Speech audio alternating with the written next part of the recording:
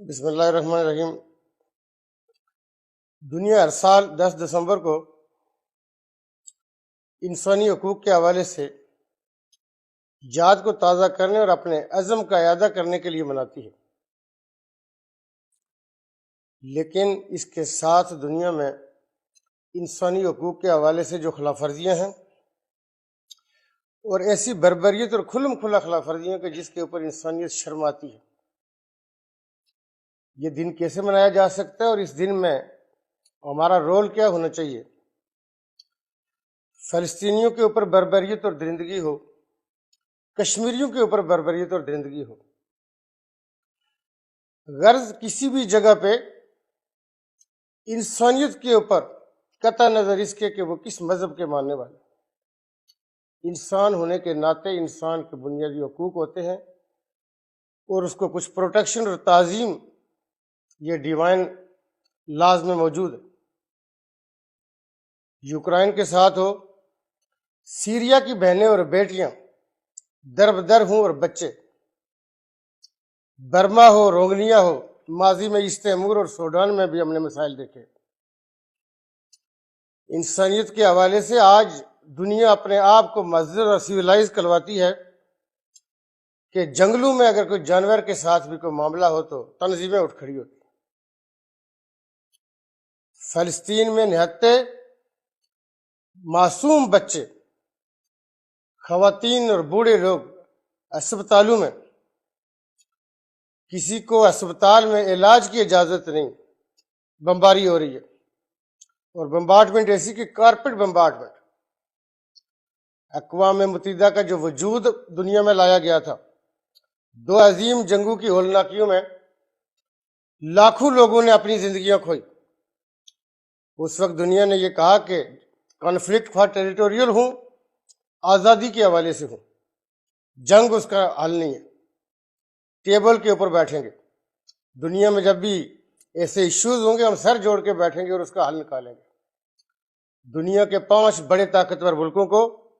Security council کا permanent ممبر بنایا گیا، ان کی زیادہ ذمہ داریاں ہیں۔ اس وقت دنیا میں جو انسانی حقوق کے حوالے سے اور اس وقت ساری دنیا دیکھ رہی ہے کہ جو کچھ فلسطین میں ہو رہا ہے، ماضی میں جب جیوز کے ساتھ بھی جینوسائیڈ کا معاملہ درپیش ہوا تو اس وقت بھی انسانیت نے یہ کہا کہ ہمیں آگے بڑھ کے رول ادا کرنا ہے کہ یہ معاملہ اس طرح کے حادثات دوبارہ رپیٹ نہ ہو۔ لیکن مسلمانوں کے ساتھ خصوصی طور پہ یہ دیکھنا ہوگا کہ حق اور انصاف کے حوالے سے اقوام متحدہ کا جو وجود ہے وہ صرف مذمت کے لیے یہ ربر سٹیمپ کے طور پہ اگر ہے، اور دنیا کے دوسرے لوگوں کو وہ ایکول اپارچونیٹیز جو رائٹس سے بنیادی طور پہ فنڈامنٹل، اگر اقوام متحدہ اس کو میک شور نہیں کرتا تو کیا تمام دنیا اس کے اوپر پابند رہے گی کہ وہ اقوام متحدہ کے ساتھ چلے کہ جب ان کے مسائل ہوں ان کے ساتھ بربریت اور جنگیں ہوں اور تمام قوانین کی خلاف ورزیاں کر دی جائیں تو اقوام متحدہ صرف مذمت کا ایک بیان جاری کرے گا؟ کوئی پیس کے حوالے سے آرمی، معصوم لوگوں کے پروٹیکشن کے حوالے سے کوئی اقدامات، اس وقت جو کچھ ہو رہا ہے فلسطین میں عارضی جنگ بندی جو ہوئی ہے صرف لاشیں نکالنے کے حوالے سے، ہمیں یہ خدشہ ہے کہ فلسطینیوں کی جو پوری نسل کشی کرنے کی کوشش کی جا رہی ہے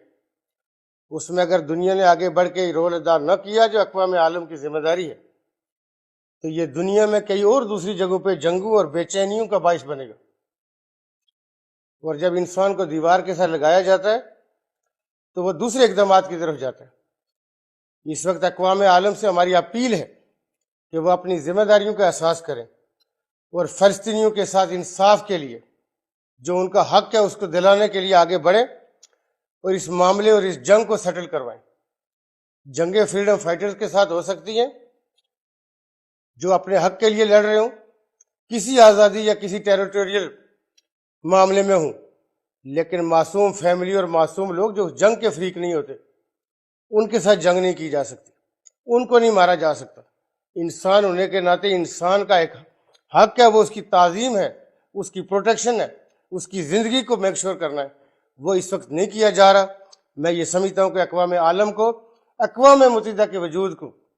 باقائم رکھنے کے لیے رول ادا کرنا چاہیے۔ دنیا کے کمزور ممالک ترقی کے حوالے سے